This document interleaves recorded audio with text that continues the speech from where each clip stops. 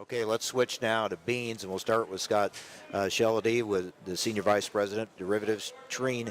You make the bean crop in August, and I talk to a lot of farmers, and they say, this could go either way. We could have a great bean crop, or we could really be hurting. How are the markets viewing this, and what's the potential? Are you looking at potential, or are you concerned about it being behind?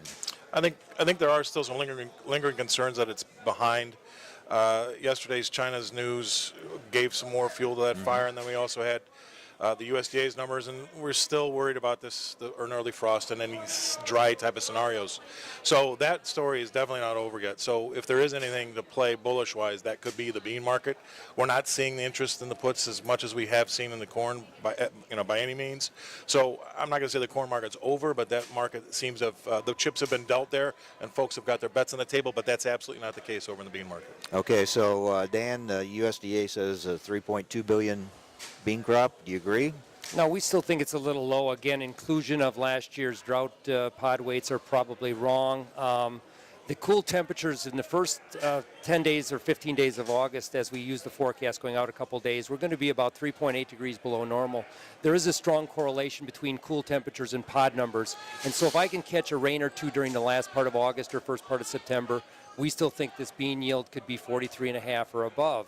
The problem I have going forward, if corn is going to be cheap, every farmer in the world is going to be planting oil seeds. And so ultimately we do switch the bear from grain to oil seeds.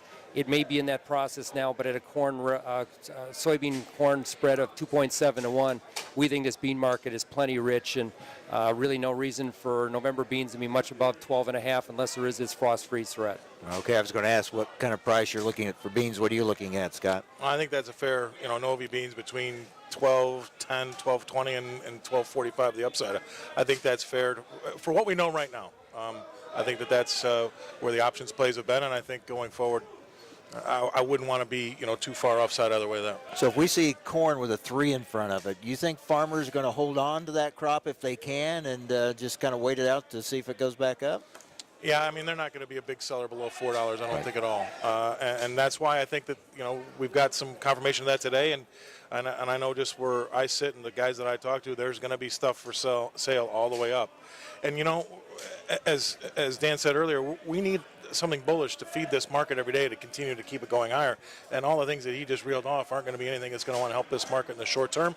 And if you are a bull, you're hanging on that September early frost, in August or early September, or somehow we shut off the water altogether now and we do get a little hotter. But remember, I think ask any farmer if you could guarantee this type of growing season every year, every guy would take it hands down. Dan? Yeah, I totally agree. And what I'd really point out, if you look at the soybean market, it trades anymore, not just U.S. supplies, but we call it G3, which is Brazil, Argentina, and United States combined. If I do my work correctly on January 1st, we'll have record G3 stocks. If I model those G3 stocks, it tells me beans could be between 9 and 10 at the beginning of next year.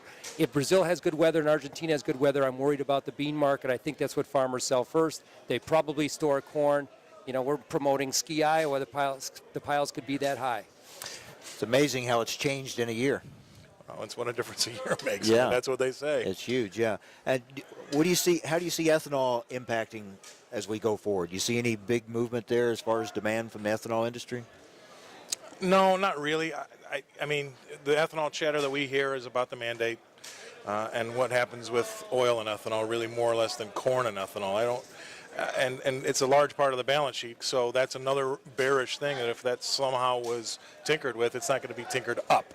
It's going to be tinkered down because we've not solved our oil issues here, but we've definitely put ourselves in a better situation. And with yesterday's announcement that Mexico's opening its borders to foreign investment in oil, I just don't think that's a short-term story to solve a short-term problem. And I think going forward, we've got enough corn. Yeah, the ethanol story is mature, as we call it in our office. It's not going anywhere. We're going to use 4.5 or 5 billion bushels of corn each year, but that's not the demand growth we've had in the last 7 years. And so this is a far different landscape.